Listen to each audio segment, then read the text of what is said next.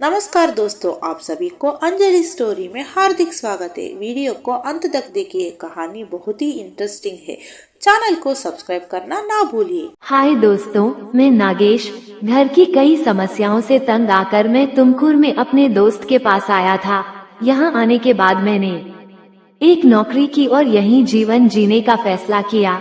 जब मैं नया था तो यहाँ रहना मुश्किल था, क्योंकि शहर में युवाओं को किराए पर घर देना पसंद नहीं किया जाता। आखिरकार मैंने अपने ऑफिस से 12 किलोमीटर दूर एक सस्ते किराए वाला घर ले लिया। घर में सिर्फ मालिक ही रहते थे।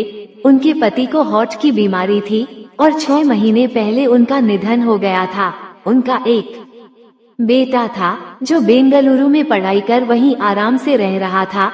घर के अंदर ही एक दुकान थी जहां रोज कई ग्राहक आते जाते रहते थे।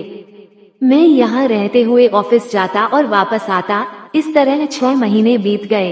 इस दौरान मेरी और मकान मालिक की अच्छी दोस्ती हो गई।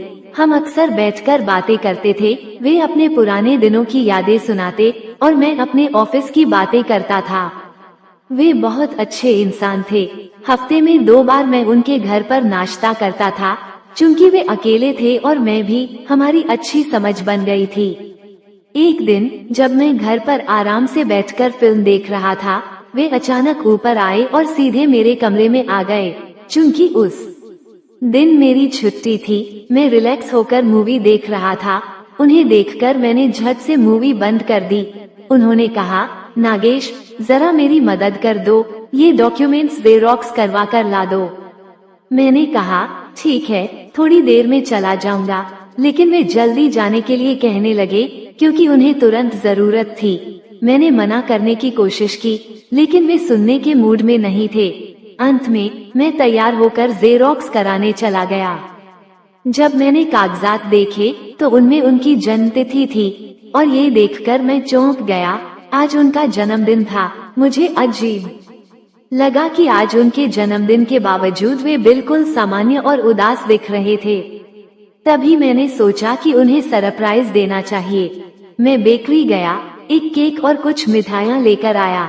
शाम को जब उन्होंने दुकान जल्दी बंद कर दी और मुझे खाने के लिए बुलाया, तब मैं केक लेकर उनके घर गया। ये देखकर उनकी आंखों में आंसू आ गए। मैंने पूछा, आप रो क्यों रहे हैं? वे बोले, कुछ नहीं, बस आज मेरा जन्मदिन है। लेकिन मुझे खुद भी याद नहीं था। जब से मेरे पति चले गए, मुझे जिंदगी बेकार लगने लगी। मेरा बेटा भी बेंगलुरु में अपने लोगों के साथ खुश है। कोई मेरा हाल पूछने वाला नहीं था। ये सुनकर मुझे एहसास हुआ कि छोटी छोटी खुशियाँ भी किसी की जिंदगी में कितना बड़ा बदलाव ला सकती हैं।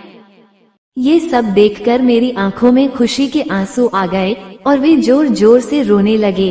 मैं उन्हें समझाने की कोशिश कर रहा था, लेकिन वे रोते ही जा रहे थे। मैंने कहा, चिंता मत कीजिए, मैं यहाँ हूँ, यहीं रहूंगा। क्या मैं कोई बाहरी आदमी हूँ? नहीं ना, मैं आपके साथ हूँ।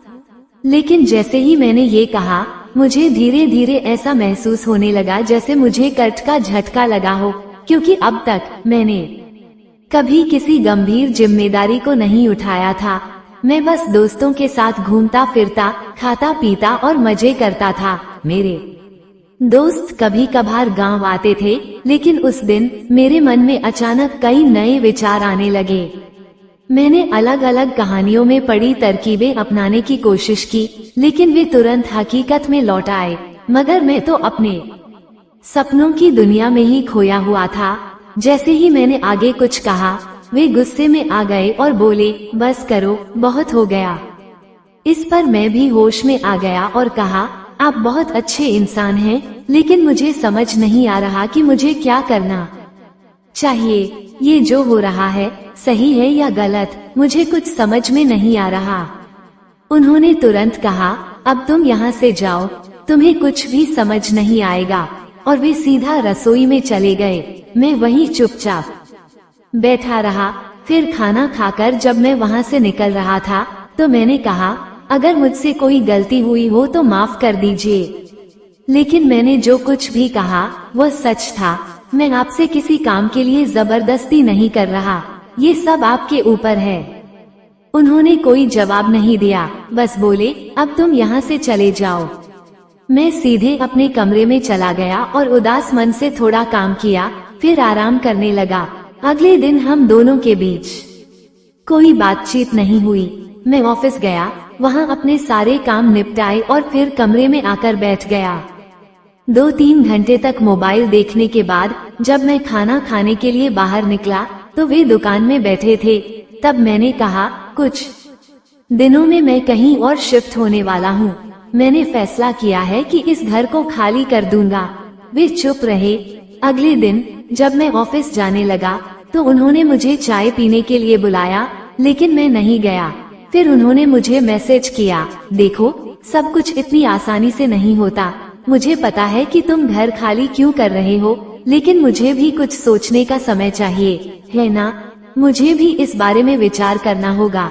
मैं ऑफिस में था, लेकिन उस दिन वहाँ काम करने का मन ही नहीं कर रहा था। फिर भी मैं घर छोड़ने के बारे में और उनके मैसेज को लेकर सोचता रहा, लेकिन मन के किसी कोने में ये शक होने लगा कि आखिर उन्होंने किस बारे में सोचकर मुझे मैसेज किया है। आखिर में मैंने उस दिन आधे दिन की छुट्टी ली, थोड़ा शहर में घूमकर वापस आ गया। जब मैं घर लौटा तब शाम के 7 बजे बज चुके थे। मैंने बाइक पार्क की और उदासी के कारण थोड़ा आराम करने चला गया। करीब 8 बजे के आसपास किसी की आवाज सुनाई दी। क्यों, ठीक नहीं लग रहा क्या? मैंने आंखें खोलकर देखा तो वे मेरे सामने बैठे थे। मैंने कहा, कुछ नहीं, छोड़िए, आपको इससे क्या? उन्होंने फिर पूछा, क्या हुआ, उदास क्यों हो, सब ठीक तो है? मैं चुप ही रहा।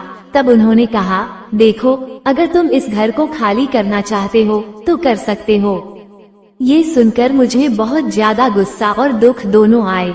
फिर उन्होंने कहा, ठीक है, लेकिन इस इलाके में तुम्हारा कोई जानने वाला भी नहीं है, अब तुम कहाँ जाओगे? गुस्से में मैंने जवाब दिया, मैं कहीं भी चला जाऊंगा, आपको पूछने की जरूरत नहीं है। वे फिर बोले, कल तक तो तुम अलग बात कर रहे थे और अब मैं तुम्हारे लिए एक अजनबी हो गया हूँ, है ना? मैंने उनकी बात का कोई जवाब नहीं दिया। फिर उन्होंने कहा, जो हो गया सो हो गया, चिकन बनाया है, आओ खाना खा लो। मैंने कहा, मुझे भूख नहीं है। उन्होंने जवाब दिया, अगर तुम नहीं आए तो यह मेरी हार होगी। आखिरकार मैंने कहा, ठीक है, आप जाइए, मैं आता हूँ। फिर मैं उनके घर गया, खाना खाया और लौटने लगा तो उन्होंने कहा, रुको, हमें थोड़ी बात करनी है। मैंने गुस्से में कहा, कल मुझे जल्दी ऑफिस जाना है। उन्होंने कहा, ठीक है, जाओ, लेकिन जो बात हुई उस बारे में मैंने भी सोचा है। मैंने तुम्हारे कहने के 4 दिन बाद इस पर विचार किया। मैं 3 दिन तक इस बारे में सोचता रहा और महसूस किया कि तुम्हारी बात सही थी। ये काम सही है या गलत मुझे नहीं पता, लेकिन अब जो हो रहा है होने दो, बस इस बारे में कहीं और बात मत करना। ये सुनते ही मुझे लगा जैसे मुझे फिर से कट लग गया हो। उस रात हम वहीं बैठकर टीवी देखते रहे और कार्यक्रम खत्म किया। इसके बाद जब तक मेरी ट्रांसफर नहीं हुई और मैं दूसरे शहर नहीं चला गया, तब तक मैं वहीं मजे से रहता रहा। ये सब अब सिर्फ पुरानी यादें हैं, लेकिन अब भी कभी कभी मुझे लगता है कि कुछ घटनाएं बस हो जाती हैं, चाहे हमें उनका एहसास हो या न हो। लेकिन दोस्तों, कोई भी ऐसा न करे, यह मेरी राय है। अगर आपको ये कहानी पसंद आई हो तो इसे लाइक करें और हमारे चैनल को सब्सक्राइब करें।